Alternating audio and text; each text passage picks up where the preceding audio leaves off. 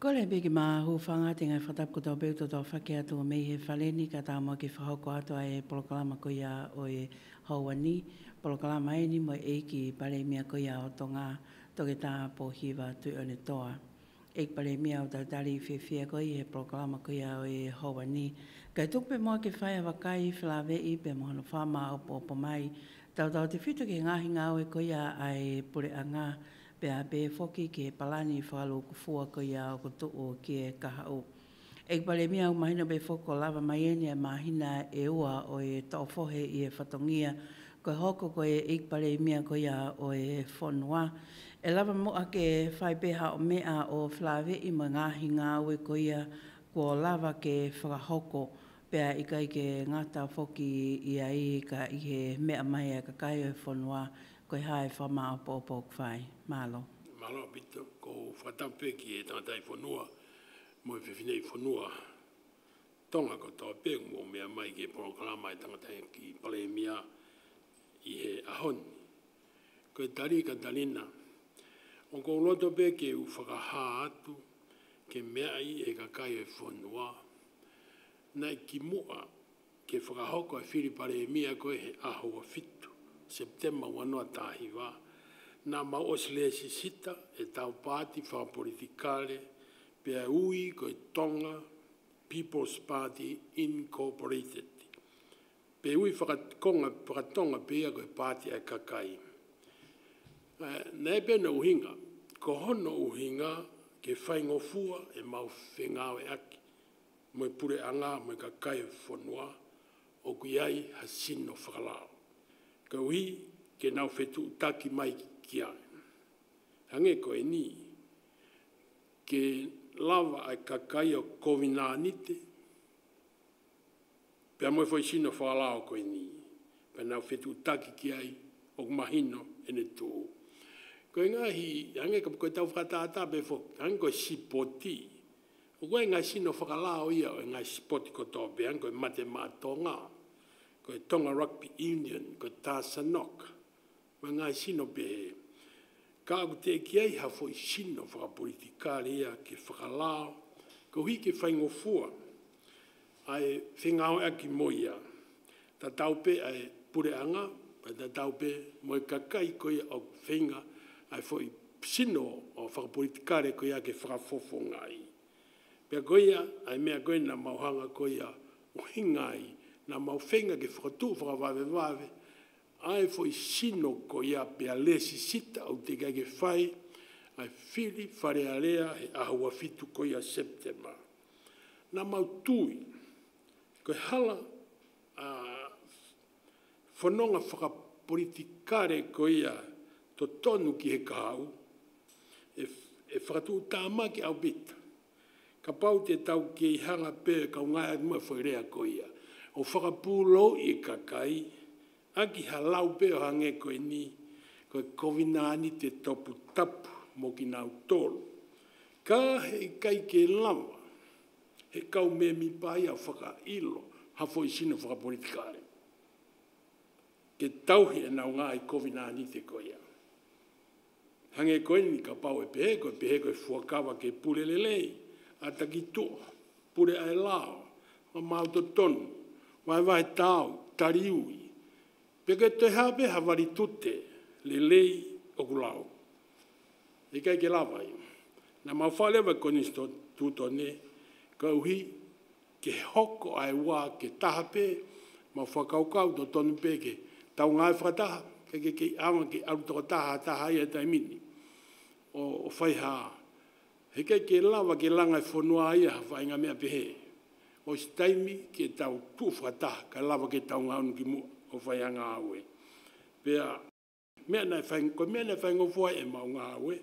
Pea ne mou mea me pena, o whakahoko pe au he ako ia, ono whakaheke eke au, pe ko hai aki nau tolko eke minister, pa nau whakahokat pe au. O mau pe ia au pe ko ia. Au e pe ke taim ne whakanofo, ai teke te ha mea ririu me ai. Ko ia pe. Au ki nau whakahoko pe kurea ko i wharea rea, e ngai kawenga ngā oe, pe nei whakahoko atai e tanu e halapure anga. Pe koe mea bea u whai koe he ahoni, koe tanu e halapure anga. Pea koe, mea kou whai koe taimi, ki whakamatala pe, fo I kawenga ngā au e lahi koe ia, I ngā kia kabineti, mo pāti koe ai kakai, o mai ki ahoni, fo mai na ua koe ni kuohili, na e kamata, pea mei he wāhenga mama ataha, pea mei I tonga ni aia, koe wāhenga whiri koe ia o niwa tāwhitu. Pea, o kai fo ke tanu, na mau whakaukau pe ke aiha whonga who, mei, koe kamata fo ke hanga au, tau mei kamata pe I kolomua.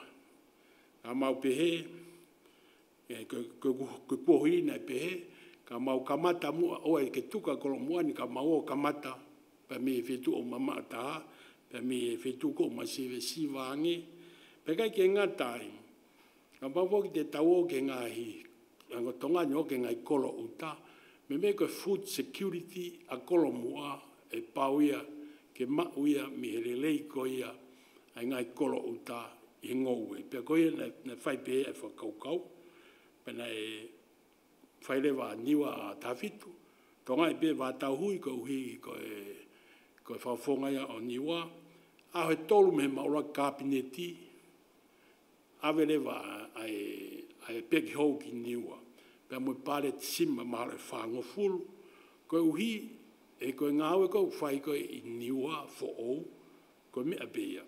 O sima be o nau hala ana to kai ke makamaka. Peka pau osia niwa fo e hoko mai ki niwa tapu ki ke niwa tapu e ngā makamaka e pe warita. Kai ke oku rotonga lele I pe pa uwhiawhia pita pe kai ngā niwa pe oku rotonga me ai e minista mo nau whakafonga wa tau hui o mai ki ahon ke whinga e ngā ko ia ke lava lele. Pea, I hui ke te taupene e kamata lewa pea mo wawau tahauno. Ko wawau tahauno koe hoko atu e mama ataha koe mei tonga tapuni. Pea, kamata ia pena e wakarere pe e ki minista ko ia o ngai lalahi pea mo e tak mamata aia ko nau whafonga pe ia ko ako sita. Havin lavu, pena e kamata I mataika. Pea o sia pa hokati halau furi, o se halau furi hoki tānea.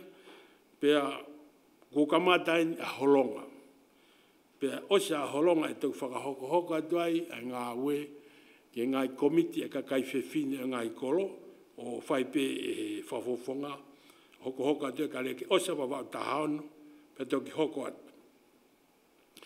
Koe hange ka ulawe koe ki mua ki wawau ki tahawhitu wa mo tahaono tau whakama koe ki tonga tapuni na kamata le me wahenga whiri whika hongo fulu ai ko mama tahai menu alofani ai ko wahenga ia motuan pea fia pea ke report ia to ne mafana bito pe kainga pe go lava talafo pe ki makaunga hoko ki nukuleka afa go niutoua ospa mohoi o lotonga le talasiu he taimin pea mo kolonga ko time ua au kawe ko lotonga le kolonga taimin mo talasiu.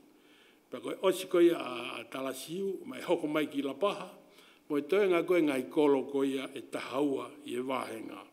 Pea ku whiawhia apito pe ai kainga, e taimin. Pea koe fo I special project for gen, ai a koe motu ani pe uneanga toka ngai. O mai ka tea ngai tutut mama whakoe a ki he ngā ue. Pea ku tokoni me pe ke te au e minista, koe ngā hinga lalahi. Pea mo e minista koe ia ki he paanga. Ka koe ngai e lere ngā oi, pau whiwhia pe ka kai taimin. Mai pe no ngā hi pōre, mo no ngā challenges, ka ko pau pe ko mea pe, ngā ko tau pe pau ke pe, malo. Malo pito ek pale mia pe ko whawhiwhia au pito ai whamantala ngā oi pe ke o mea flawe I pe mo e palani ngā oi koia o ko whaihono whataki he puri. Anga tau te whito pe he toka ngai kina koia. Ai ngahi hala ko hi he koe whetu utaki anga pe ia o e kakai I he whewhanonga aki pe ko whepe a wheitu. Ka pau lewa e lava a tonga tapu hongo fulu ko whelewa e hoko atu ki ai I he palani ngā ue. Malo, ka ose a tonga tapu hongo fulu te mahoka mai tonga tapu tolu, mo tonga tapu ono, mo tonga tapu whitu. Pea ose no tanu makamaka koia fo I onga wahenga koia e hoko atu lewa e warita o ngā I wahenga koia e wha. Ai ako hongo fulu, tolu, ono, mo fitu. Pe toki hoko atu lewa ki toenga o ngai wahenga whiri, tonga tapu uruaki, tonga tapu nima, tonga tapu hiwa, tonga tapu ua, mo tonga tapu wha. Ko ngai e mau fotu ngā awe, ko ai foki mo ngahi sino ngā awe la lahi e ono, o ku whaia e partnership mo kinau tolu, mo hoa ngā awe whakata mo kinau tolu, pia mo e pure anga, pia mo e pāti koia ai kakai, i ngā awe koe ni. Kau ai kau takiloto e ngai sesi, e ngai kolo, ko e kau ofisa kolo, pure whakawahe mo e kakai e kolo, ko e ngai kau taha tanuhala tau taha, ko e pefoki ke kai tonga ko tope i tō pure anga. Pea mo e pure anga, mo e potu ngāwe koe ke ngai ngāwe lalahi. Ko mautolu ia, ko ngai konga ngā ngu e ia, o whaia ai whengau, ai whakatā ke whengai, ke lava ai ngā ue, mo lere ke mau e taimi. Taimi da tau koe ni ko wahenga ewa taha taha, e whi mau ia ke kamata ia e whi pueri wanoa.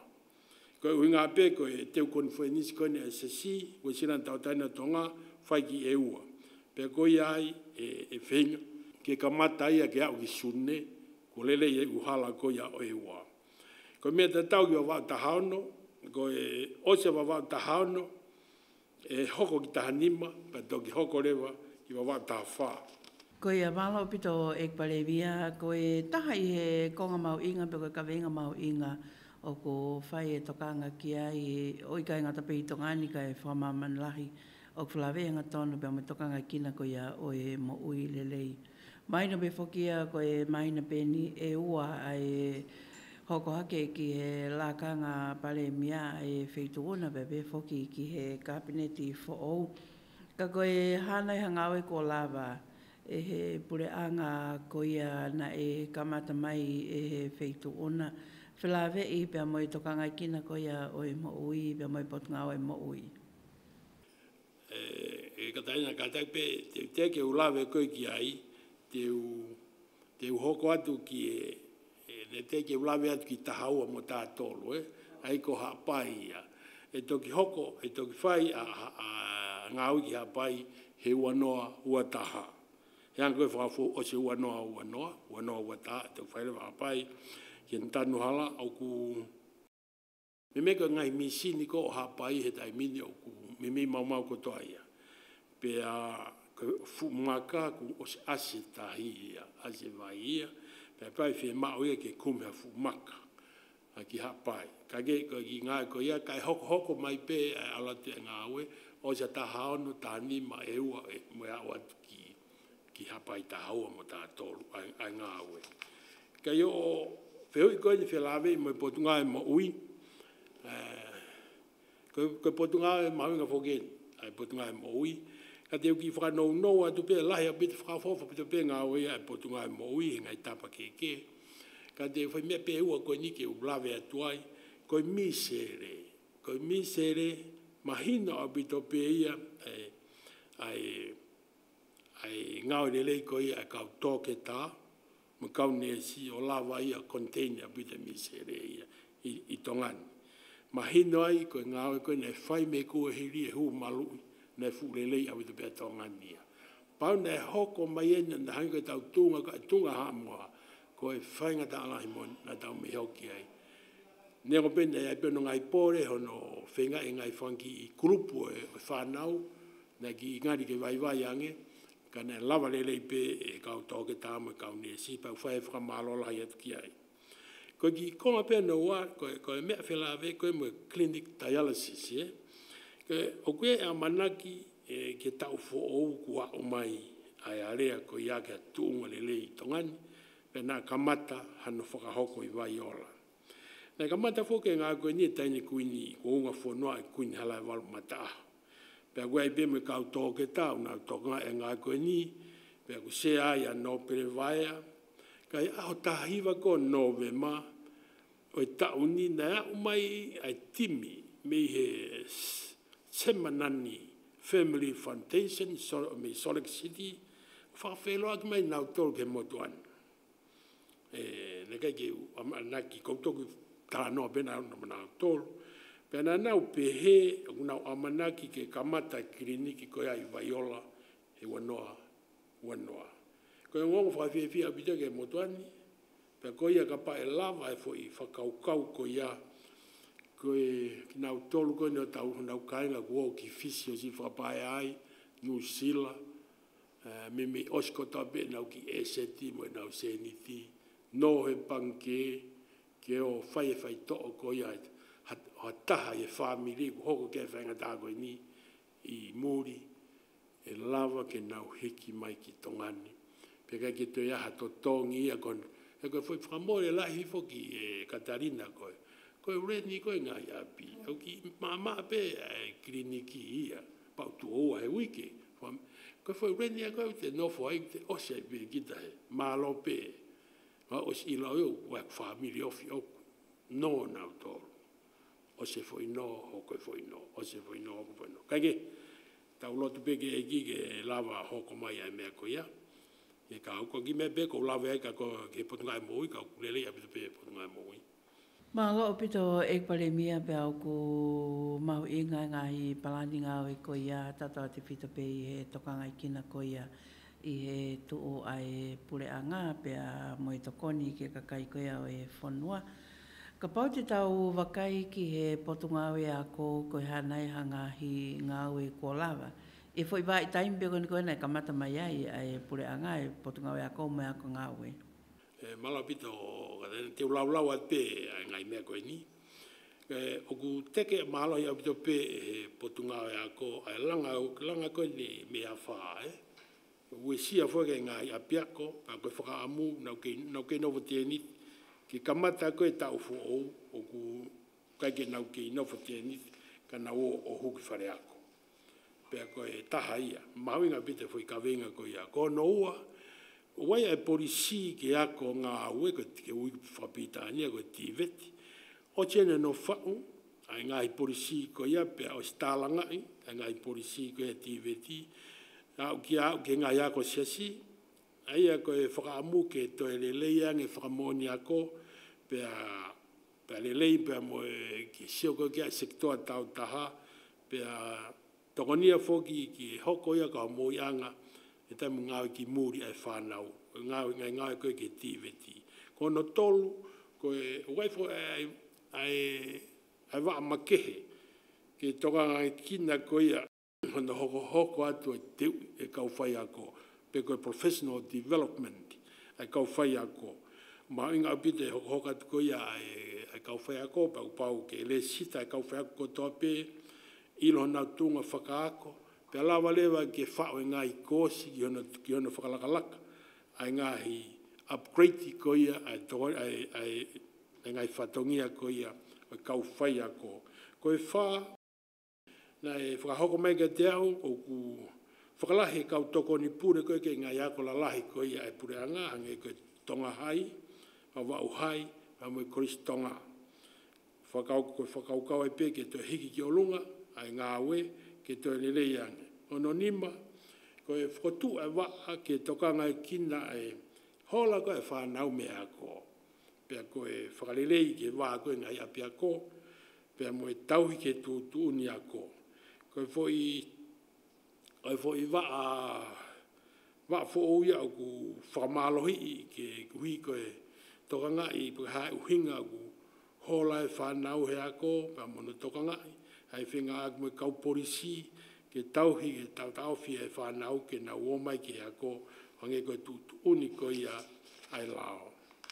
Pea ko hono no, koe o koe ngai project foko ku tokanga mea na Australia, mo World Bank ba mo New Zealand, aia o ku ngai palani ako koe ke tau hongo furu oko mai, kawa e loki ako pea mo e palani ke anga i Silapa, ki he lava ke toe lelei ange, ai ako, ai whanua, pea mo e taimi koe huai, ki ngai api ako maalunga ange i muri, o ku kai ke toe i ha whainga ta, ke tau te ato te repeat ha whainga whetu, ta hoa ngata pe ke university.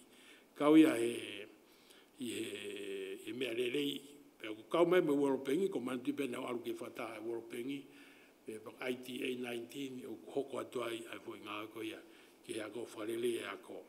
Malo o pito e pale mia o ko mau inga o hangi pe ko e ta whaaki ko e ki he mo ui e kakai pe mo e a ko. Ka ko lawe whake hake ko e tokanga lahi o ko whai me ngai whitu ke whalawe ia pe mo e whilili waki ko ia.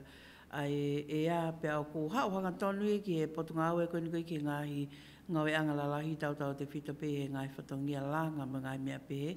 Ka pai ki whai pe tokanga ki e potunga au e ko ia pe ia ngai ngau e ko lava ke whakahoko. Ko ngai mea koe whiri rak fo mo e a kumahal koe fo i single pe koe fo i mea pe e taha o ku whio. Whi mau viviri e whangi whanua i ki anga o tau tolu. Me whangi o mot ke Pasifiki. Ko ngai palo palema o whakatupu e whiri waki o ea. Pe koe alu koe ea ke maa whanange. Alu koe maa whanange.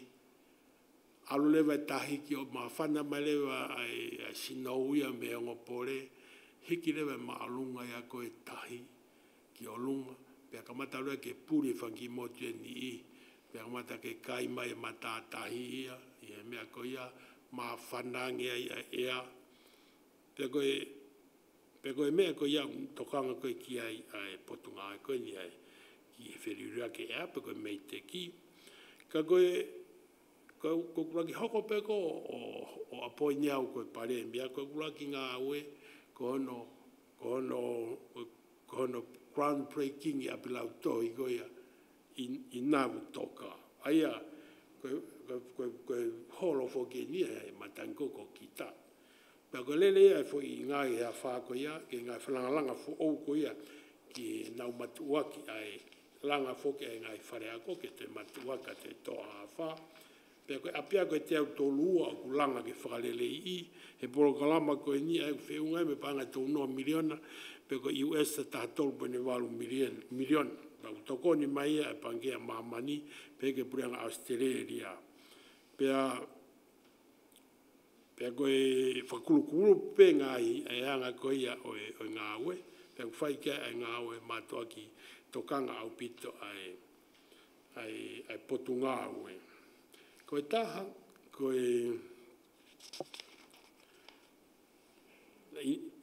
hoko mai ki nau whakatu whakai i o katopa November, na whaka na huwhi ai whare mahaki koe o hapai. Whare mahaki whako hapai mau ke anga pe o iloi nei, na tue matatahi, pe a wesi ai, pe hiki lewa ki roto whanua o maalunga ange. Koe taha ia ngai pa anga tokoni koe pe mei he. Pea mei he panke ko ia Asia, ka ne hau ia he foi project whakalogo fua, ne au i peko Climate Resilient Sector Project, aia ko ngā ke lawa matuaki ai ngā iola tamaki ko ia, ngā ko ia ai whiriria ka ea. Pea ko i taimu kou kuaha ngā i whare peheu, tua matata i whaingata pa heki le waia ki uta. Hoko ke, whai lewa nea ngā ke insurance, o kuhinga e nia koe foi insurance ko ia na e tempoka ne to ai ko matanko ko kita na avela polo me foi pa ngata fa miliona mi ATP ke toko ni ka fainga me ape ai ka tau maintain pe insurance ko ia ai to tonga pa ko fai pe to tonga ko ia ai ko foi ono miliona ia pe ko ta fa miliona ono miliona US ta fa miliona ka pa te hoko fo ia fa ne hoko pe lau a pe ma me fita fa ko miliona ko ia ke whae hanga aue. Malo e pale mia ka koe tokanga ko whai whoki tau rau te whito i e polokalama ko ni ko ngā koe whaasinga koe a oi tau koe toi whai peha wakai ke ngāhi potunga aue koe a e pure anga. Pea koe taha o e ngāhi potunga aue whalawe i hanga tonu pea mo e kakai koe potunga aue koe a e iloa pea koe lei pā pe koe whewhakatau aki e whai peha tokanga ki ai he koe taha e ngai potunga aue mahu i ngā au pito. Mau inga pite potunga ko ni ko potunga no tonga ko ngai business e pe ko le sita ngai business tonga investment mai muri ki hu mai ke fonwan ha me ke hu mai ko ha me ta ka ko foi paulele le pe ia ka ko foi me beta ko loto ke foka kawa tu ki ai ko na e lava i he potunga e koe ni o whakarele i e fo i mea. Ne ki whenga tāmangi ne mo e tōhina, Na tōhina fo ki he masiva, e tonga e kauwhine. E kai whae masiva. Kana e kai ke lawa to tongi e nau hinai a nau tōru. Pena e hanga e rewa he potunga e koe ni, e minister o to tongi. Pena to tongi e pureanga. Pena e kore e pē ki he pureanga ke nanga to tongi. Ka toki whai ha whenga e kia mo exporta i e kaha u. Pe lawa to e to tongi maha se nif pe kai. Nai ke te lau ia he pureanga ko e whakamore. Ka ne to tongi pe hina ia ko ia e ngai whae. Mahalo apito e kparemi a mahina pe whoki ki he kakai ko ia e whanua e lahi ngā aue pia mai ngāhi ola ko tau inasi ai e ngāhi fua whatongia ko ia ko whahoko. O ta tau pe whoki ngai whatongia ko ia ko whosia he wheitu ne ngai potngau ko ia o ke toka ngai pa pe whoki ki he ngai whatongia whapure a ngā whalu ko fua. Pea lava i pēma ngāhi wholau na lava whahokat ki tō pure anga ka ko lawe i whoki nai lava pea moe a lea ko ia tau tau te whito ke ngō pure anga Australia manu usila. Whlawe hanga tonu pea moe amla koina koi ke whai a langa ki he whare a lea ko ia o tonga. Pea kaua te pēma i whamau anga who'o ka pao pe te whaha tānaki ai. Malo pito, Katarina, koe mapaki mea pete ki lawa ki ai nei tohi. Ngā tonu mai pēka te ose high level, ui whoke high level tōka whaia e kausi ou, ai ke pureanga Australia, mai pureanga Tonga. Pena uku, panau tu whaka ose mai lewa ke minister, panau lele whoke o whataha mo Winston Peters, i New Zealand, i he whaka osea ke ngai i area pau koe pa mo New Zealand.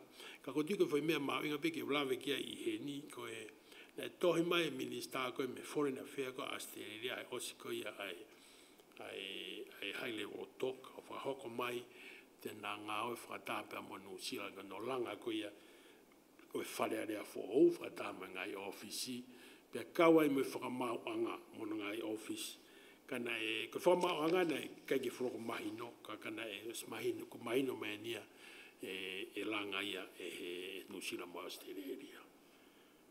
Malo. Ko lawe pe whoki pe au mahino pe e ki pare mia na e iahi a ngāhi alerea mo ngāhi palani tau te whito pe ni i wā koia o tongani pe mga whanua koia i tō preanga. Pe a ko se ngāhi ngā aue ia ko lawa ke tāri mo ngāhi whanua lahi ka pau e whai pēha tokanga ki he ngāhi palani ngā aue koia ka ko tāri he kapneti ke hoko atu ki ai i he tau fo ou hoko pe he atu ai pe. Ko ngai mea koe o stari whoke kapneti a strategy ke pacheti. Pea hange koe tānoa koe pea moe IMF, World Bank, ATP, koe mea ki he Green Climate Fund. Ki ngai mea koe whelawe koe mo climate change ngā tonga kia e meite ki. Ka anoa ki nau tolu ko os novo pia i he budget strategy. Pea ngā kia ngai potu ngā aue pea e toki omi whakaosi lewa ki he kāpineti ke nau toki hanga o whakaosi, ka mo whakuri whakaosi ki he hanga koe a priority e hoko a te ngā oe koe ke tau who'ou. Ka koe umea koe ke funding, me whako funding over about 50% e maoi me muri me ngai toko ni, pako 50% e me ko tongania me ngai tute tuko au, mo ngai laisen mo ngai sos ke o ma ko tonga ni ka ko foi 12 months ko hoko mai me ko foi peseti e ni mano a fie mau ko ngai toko ni pe me muri Malo piko toko lawe i pia ko ke te lahi pia pia mangahi whatongi e mangai ka veinga ke whai ono toka ngai kina tau te whito pē ko hāsino mai pe mangahi ngā oe mangai whatongi e hala whanonga koe ono muiaki ai whatongi o e pureanga ke kakai koe ai whanua ka kohinga whako e taimi ko tui pē e te ai pē pe mangahi taimi e te angai proklama ka pau te ke whama opo mai ai pē a proklama o e whiawhini. Ka tani na koroto pe ki o hanga whakaosi aki e ta talanoa e whiawhini ai ola o ma whewhorofolai pe koe audience mo e tamatu i ia taha ono ko ti se ma I atalanga.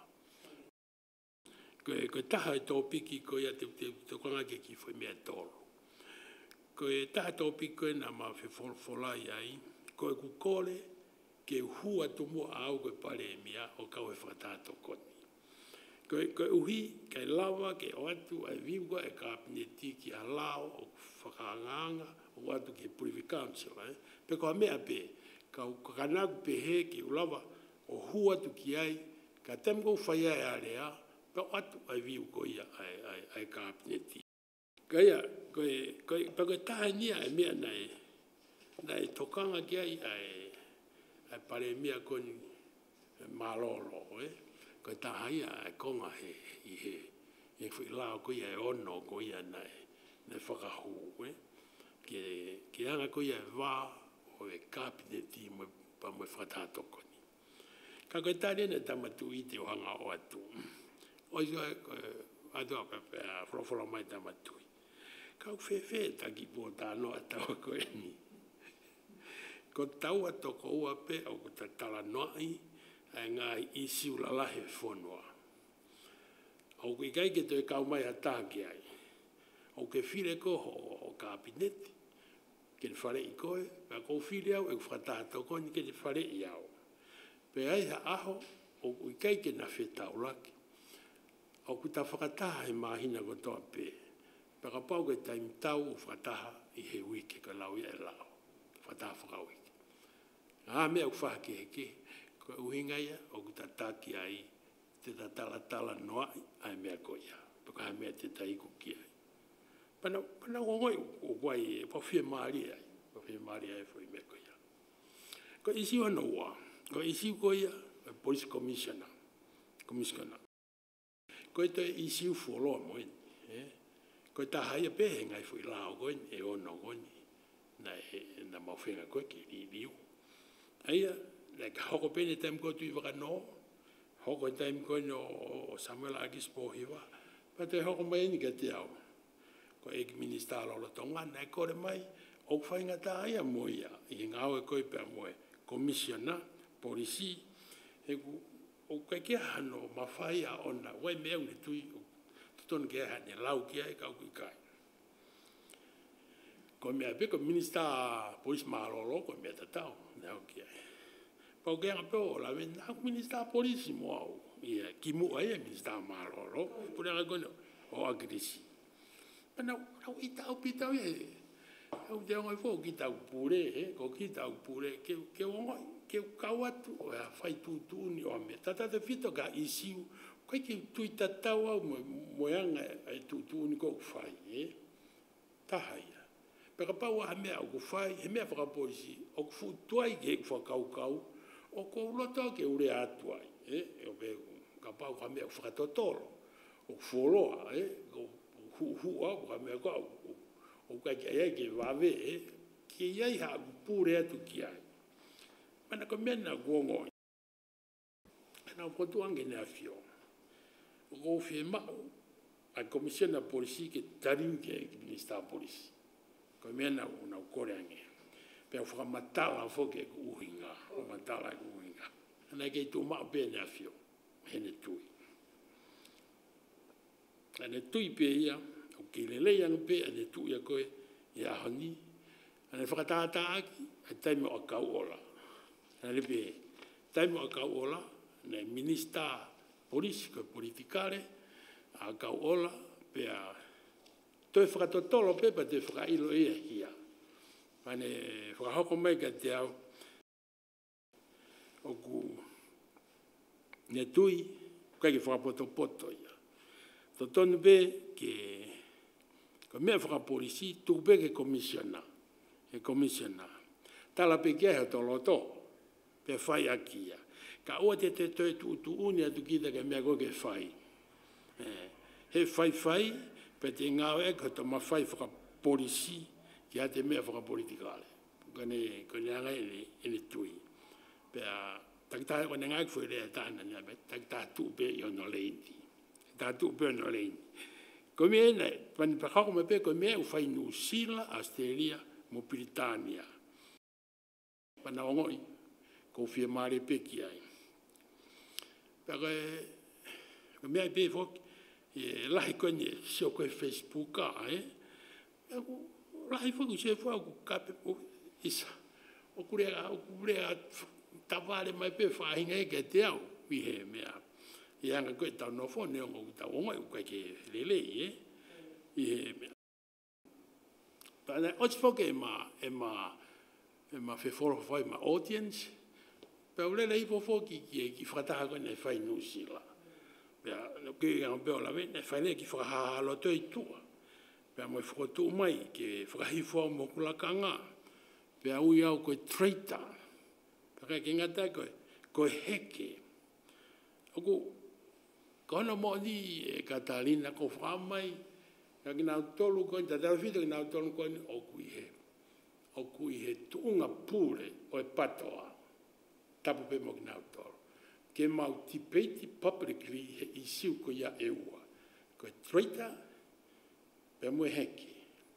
Pe ko hai o ku traitor, pe ko hai o ku heke mo oni me pūre lelei.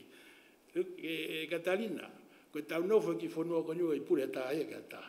Ana mau no toko toa pe. Pe hau ange ata ke mati pe iti.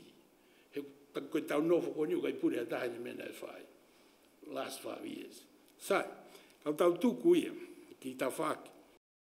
Kai ke, o si koia foi laka whakahaha. Tau hao pe. Whakapapau iai pe, ai mau inga, ke tuku pe whatongia whakapolisi, e komisiona polisi. O ikai, ke awe ke minister polisi. He koe toko taha whakapolitikare ai. He whai pe au mamahi pe a mea, pe au whakau minister polisi ka alo puke au whakau. Mana tui o tariui mai minister polisi ka te au. Pe a guai o kumawhai ki whakanofo e minister polisi. E whai pe au mamahi pe hata. Buko whakapolitikare, au whekawea ki whakahue. Pau pehe, whakapoto ange pe ai fwoi mea koe ne whakahoko mai tamatui. E whangofofo ke ututuni au ke minister polisi, kai ke lava au ke ututuni au ia, ki e commissioner polisi, ke whai ha mea, he koe utariwe ke tui. Tariwe ke tamatui. Pau peu ngā tupe ai. Ko foi mea whakaosi, ko Pesa Plus. Ko Pesa Plus i mabeu, nei whingana tamatui ke ratify. O se maa whepota nāko ia. Nau ku maa whanga maaria ki uhanga. Ange kia i argument. I e foi mea ko ia. Ma tiko au fuki nau hanga. Te mua nau ministai he, i e whewhakatawa ki mo leipa. Ko nau hanga o mai e mea ki he ni, nau tui ki ai. Ko economic growth e whanua. Ko paupe ke tau whaawa e tau ki tō. Pea si aina, mga i whanua. Ko puta fusi si tau tōro. Pakoku, panau, mai ki wholo ai, kanane tāri. Ke ratify, pero mea e whai koen i he tau whou. Ai a kope, alupe, ne onga ne whainga tā, alupe o whakamatala kia te whakaukau lelei pe mo ia. O si pe mea, pakaukuroto kia, panot, ako foi mea e kope, lau pia vete ki he pōtala noa. Ai koe ratify mea, ai ratify e tau whou, ai Pesa Plus.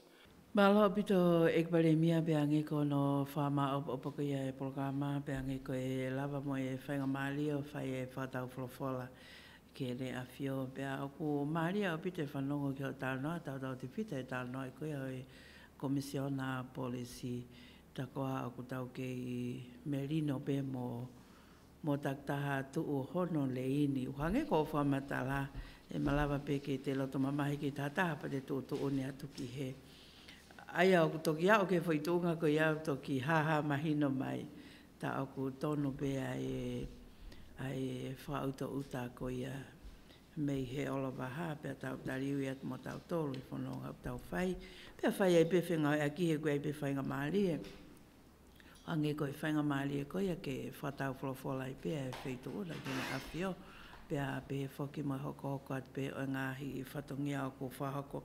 Ka e o te pe whamalo i e lava o e polokalama ko ia o e hauani, Pea pehe foki ki he lava mo e tāla manu wha Christmas ki he kakai koia o e whanua. Pea ko e kakato ia e polokalama pea mo e ikpare mea koia o tonga. Toke tāpo hiwa tui o ne toa i ono whama opa opa pea wa i taimi koe ni ko hoko a kia i ki la kanga o e ikpare mea pea pehe foki ki e whatongia o whataki e he kāpineti pea mo e pureanga. Whatawange pēna o taklelei atu. Ka e toi hokat pe e tau polokalama i he tau wa atu ki he wanoa. Kai maloho mo mea mai ka mo mea.